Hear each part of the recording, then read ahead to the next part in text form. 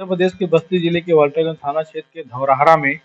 विद्यालय प्रबंधक का जला हुआ शव मिलने की घटना में अभी तक पुलिस किसी नतीजे पर नहीं पहुंच पाई है और तमाम लोगों से पूछताछ के बाद भी अभी तक ये चीज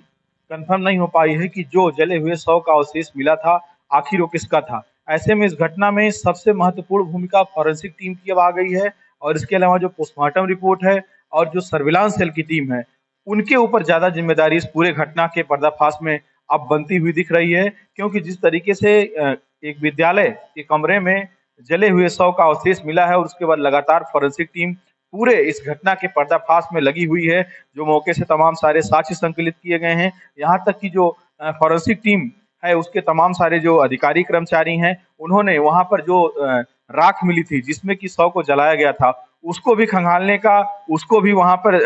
ये तलाश करने का प्रयास किया गया कि हो सकता है ये शव किसी और का हो, तो उसमें से कोई ऐसा साक्ष्य मिले जिससे कि सबसे पहले ये कंफर्म हो सके कि ये शव किसका था और उसके बाद जो भी इस घटना के पीछे जिसने भी इस घटना को अंजाम दिया है उसकी गिरफ्तारी हो पाए। लेकिन तमाम कवायद के बाद भी अभी तक 24 घंटे से ज्यादा का वक्त गुजर गया है, लेकिन पुलिस किसी नतीजे पर नहीं पहुंच पाई है। अब जो फॉरेंसिक की रिपोर्ट है और जो पोस्टमार्टम रिपोर्ट आएगी उसके सहारे और सर्विलांस सेल के सहारे इस घटना में पुलिस आगे बढ़ने का प्रयास करेगी। जो पूरा घटना है वो रुधौली वाल्टरगंज थाना क्षेत्र का जो धौरहरा गांव है वहां का है। वहां पर जो जामवंत हैं वो 2014 में एक हत्या के मामले में जेल गए थे। पति पत्नी, जो इनकी पत्नी है महिमा चौधरी और जामवंत, दोनों मिलकर के वहां पर प्रयागराजी के नाम से एक इंटर कॉलेज है उसको संचालित करते थे। लेकिन विवादों के चलते और 2014 में जो एक हत्या की घटना में जेल जाने के बाद जो है वो विद्यालय बंद हो गया। लेकिन जिस तरीके से इस पूरी घटना को बहुत अच्छे से प्लानिंग के तहत जो है अंजाम दिया गया है, उससे जो पुलिस के तमाम सारे आला अधिकारी हैं जो जांच में तमाम टीमें लगी हैं उनका भी जो है दिमाग बहुत इसमें काम करता हुआ नहीं दिख रहा है। वो भी जो सारी जो घटना के पर्दाफाश के लिए जो तमाम सारे प्रयास किए जाते हैं उसमें उस दिशा में कुछ ठोस परिणाम निकलकर अभी सामने नहीं आ पा रहा है। और यही वजह है कि अब सबकी निगाहें, चाहे वो स्थानीय वाल्टरगंज पुलिस हो या तमाम सारे आला अधिकारी पुलिस के हों, उन सब की निगाहें पोस्टमार्टम रिपोर्ट पर और जो फॉरेंसिक की रिपोर्ट है उस पर टिकी हुई है। सबसे पहले तो सबसे जरूरी इसमें जो अहम बिंदु है वो ये है कि जो जामवंत की पत्नी के द्वारा ये दावा किया गया है, ये उनकी और जामवंत की पत्नी महिमा शर्मा के तहरीर पर ये जो वाल्टरगंज थाने में हत्या और जो है साक्ष्य को मिटाने सहित तमाम धाराओं में मुकदमा दर्ज किया गया है। तो पुलिस के सामने सबसे बड़ी चुनौती है कि पहले ये पुष्टि की जाए, इस बात की कंफर्मेशन हो कि आखिर जो शव का अवशेष मिला है क्या वो सही में जामवंत का है या किसी और का है। क्या जामवंत ने इस घटना में जामवंत की ही मौत हुई है, जामवंत की ही हत्या कर उसका शव जलाया गया है, या जामवंत के द्वारा कोई ऐसी साजिश रची गई है और उसके पीछे वजह क्या है वो भी आपको हम आगे वीडियो में बताएंगे। उसके पीछे वजह यह है कि तमाम पुलिस इस पूरी घटना में आशंकाओं पे और तमाम सारे अहम बिंदुओं पर काम कर रही है, इस वजह से कि 2014 में जिस त्रिकोणीय प्रेम प्रसंग के मामले में एक हत्या हुई थी, संत कबीरनगर जिले के रहने वाले राम सूरत, वो यहीं धौरहरा में जो है प्राइवेट प्रैक्टिस करते थे, झोला छाप डॉक्टर थे, और एक महिला के साथ त्रिकोणीय प्रेम प्रसंग जिसमें की जामवंत का भी नाम था। तीनों लोगों के उसमें त्रिकोणीय प्रेम प्रसंग में राम सूरत की हत्या हुई और राम सूरत की हत्या की घटना में एक महिला और जामवंत दोनों लोग जेल गए। हालांकि बाद में जेल से जमानत पर वो रिहा हो गए, लेकिन उस घटना में आने वाले एक हफ्ते के अंदर तमाम सारे जो गवाह थे, तमाम सारे जो साक्ष्य थे वो न्यायालय में प्रस्तुत किए गए और ये बताया जा रहा है कि उस घटना में आने वाले कुछ दिनों में फाइनल जजमेंट आने वाला था, अंतिम फैसला न्यायालय का आने वाला था। और ये उम्मीद जताई जा रही थी कि जिस तरीके से हत्या की घटना को अंजाम दिया गया है उसमें जामवंत को आजीवन कारावास की सजा हो सकती है। तो इस बिंदु पर भी पुलिस बहुत अहम कड़ी है, इस पर भी जांच कर रही है कि क्या किसी ने इस तरीके से घटना को प्लान करके पहले से और इस जो फैसला आने वाला है उससे बचाने के लिए, ये जो है जामुन को उससे बचाने के लिए इस तरीके की घटना को अंजाम दिया गया है, या पुलिस दूसरी तरफ ये भी जांच में बात निकलकर सामने आ रही है कि कितने दिनों से ये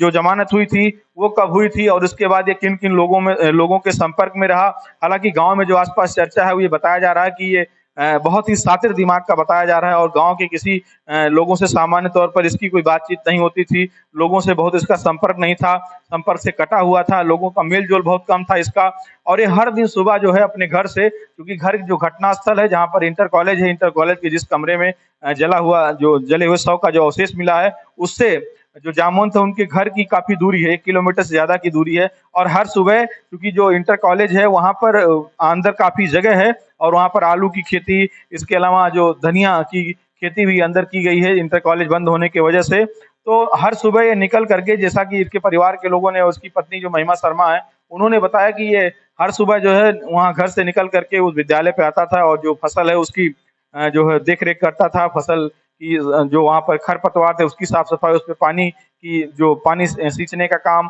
और तमाम चीज़ें वो करता था। तो ऐसे में सामान्य दिनों की तरह वो जो है उस दिन भी घर से आया। लेकिन जिस तरीके से उनकी पत्नी के द्वारा बताया जा रहा कि हर दिन वो सुबह निकल कर 5 बजे 4 बजे आते थे और जो घटना जिस दिन हुई, उस दिन घटना के बाद ये जो घर से निकलने का समय था और जितने बजे जो जानकारी मिली घरवालों को कि वहाँ पर शव जल रहा है। और ये भी बताया जा रहा है कि जब घर के लोग पहुँचे और तमाम आस-पास के लोग पहुँचे तो उस समय शव, हालाँकि 90% से अधिक वो जो शव है वो जल चुका था। लेकिन जब लोग पहुँचे तब भी उसमें आग जल रही थी और शव का जो अवशेष है वो जल रहा था। तो इस पे भी इस बात का कयास लगाया जा रहा है कि जो दोनों घर से निकलने का समय और शव के जलने का समय पूरी तरीके से उतने समय में, क्या एक शव जो है स्वस्थ मनुष्य का, उम्र इनकी 45 साल बताई जा रही जामवंत की, तो उतने समय में जो उनका शारीरिक जो कद-काठी था उसका भी मिलान कराया जा रहा है। तो क्या इतने समय में जो शव है सामान्य व्यक्ति का, स्वस्थ व्यक्ति का, वो शव जल सकता है? इतनी इतनी जो है 90% से अधिक क्या वो शव जल सकता है? तो ये भी एक अहम बिंदु है। जो फॉरेंसिक टीम है उसके जो तमाम सारे अधिकारी कर्मचारी हैं वो मौके पर पहुंच के तमाम बिंदुओं पर जो है साक्ष्य संकलित किए हैं। और दूसरी एक अहम बात और है कि वहां पर एक चाबी, गले की चाबी मिली है, जो उस चाबी को भी पता लगाया जा रहा है कि किसका है। चप्पल मिला है, उसकी भी जांच की जा रही है किसकी है। और परिवार के लोगों से हालांकि अभी बहुत डिटेल में पुलिस के द्वारा पूछताछ नहीं हो पाई है, जानकारी नहीं जुटाने में अभी तक पुलिस आगे नहीं बढ़ी है, क्योंकि जो अभी पोस्टमार्टम रिपोर्ट जो है फाइनल रूप से नहीं आई है और परिवार के साथ तमाम सारी संवेदनाएं जुड़ी हुई हैं। क्योंकि सीधे तौर पर जो महिमा शर्मा है वो दो टूक उनका कहना है कि जो शव जला हुआ, शव का जो अवशेष मिला है वो उनके पति जामुन का ही है। और ये भी बात निकल कर आ रही है कि कुछ महीनों से जो पारिवारिक जो पति पत्नी के बीच जो तमाम पारिवारिक विवाद भी चल रहा था और ये परिवार से पूरी तरीके से कटा हुआ चल रहा था। लोगों से बातचीत बहुत कम होती थी इसकी, जामुन की। तो ये तमाम सारी चीजें हैं जिस पर police forensic surveillance cell CDR के सहारे भी किन लोगों से बातचीत घटना के पहले हुई। और ये भी देखा जा रहा है कि कौन कौन से ऐसे नंबर है जिन पे लंबे समय तक जो है बात होती थी जामुन से। तो ये तमाम सारे साक्ष्यों के माध्यम से तमाम सारे अहम बिंदुओं को, कड़ियों को जोड़ने का प्रयास किया जा रहा है कि किसी नतीजे पर कहीं सबसे पहले ये पुष्टि हो सके कि ये शव किसका है। दूसरी तरफ अगर पोस्टमार्टम रिपोर्ट में बहुत सारी चीजें निकल कर सामने नहीं आ पाती हैं, स्पष्ट नहीं हो पाता है, तो अब ये तैयारी सर्विलांस सेल की है और पुलिस के तमाम सारे अधिकारियों की है कि ये डीएनए टेस्ट कराया जाएगा। डीएनए टेस्ट के माध्यम से ये प्रयास किया जाएगा कि जिससे पता चल सके कि ये शव वास्तव में क्या जामवंत का है या जामवंत ने ही जो है कि अपने आप को उस मुकदमे में, जो हत्या का मुकदमा था, उसमें सजा से बचने के लिए किसी तरीके की कोई प्लानिंग की है। दूसरी तरफ ये भी पुलिस जांच कर रही है कि आसपास के पुलिस थानों में किसी तरीके की गुमशुदगी दर्ज हुई है।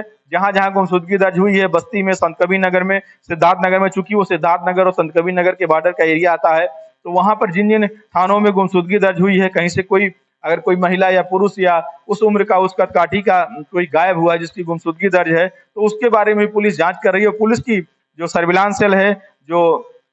फॉरेंसिक टीम है, जो क्राइम ब्रांच की स्वाट टीम है और इसके अलावा जो एसओ वाल्टरगंज हैं, वो पहले भी क्राइम ब्रांच में रहकर लंबे समय तक काम कर चुके हैं। तो खुद भी लगातार ये प्रयास किया जा रहा है कि किसी तरीके से पहले ये पुष्टि हो कि वास्तव में ये शव जामवंत का है। उसके बाद से दूसरी सबसे बड़ी बात यह है कि कैसे पुलिस उस घटना का पर्दाफाश करेगी और अगर ये जामवंत का शव है तो जामवंत की हत्या किसने की और क्यों की, और इतने निर्मम तरीके से कि पहले उसकी हत्या की गई और हत्या करने के बाद पूरी तरीके से प्लान करके, वहां पे आपको बता दें कि जो जिस विद्यालय में, जिस भवन में शव मिला है, उस भवन के बगल में शौचालय था और शौचालय की दीवार पर ये लिखा हुआ है चौक से कि आज मेरी हत्या हो सकती है उसके घर। तो ये तमाम सारे जो अहम बिंदु पुलिस को मिले हैं उस पर भी पूरी तरीके से जांच की जा रही है और जांच करके ये पता लगाने का प्रयास किया जा रहा है कि आखिर किन परिस्थितियों में घटना को अंजाम दिया गया। और दूसरी बात, अगर वो जामवंत का शव नहीं है तो